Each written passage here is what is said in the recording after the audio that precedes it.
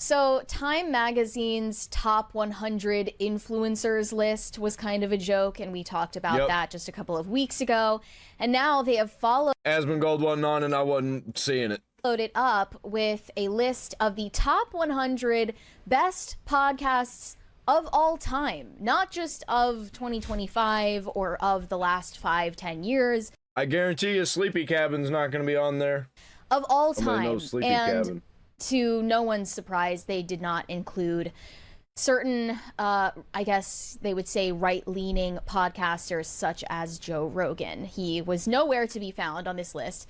And you would think if it were like maybe 10 ranked, okay, maybe we can excuse that. But 100? And the list isn't just, you know... It's going to be a bunch of shit that I've never heard of. And I know a lot about podcasts.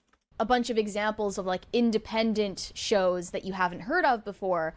They are legacy media approved shows by mainstream celebrities, late night hosts, that type of thing. What was the one that you mentioned that was the funniest? It was like Amy Poehler's podcast, which is presented by Walmart. Oh. Wait, wasn't there going to be a Walmart streaming service at some point? Did that ever come out? Like, I don't know. There's hardcore history like, on all that and one. I was all on board with that if all it was like people getting in fights There's at two. Walmart. If it Yeah. was just like people brawling in the fast food, like in the frozen food section, people are just duking it out. I would have watched that. Supposedly, the most innovative, influential, and informative listens in the history of the podcasting medium. They reflect the depth, breadth, and possibility of the medium of podcasting at its best. No.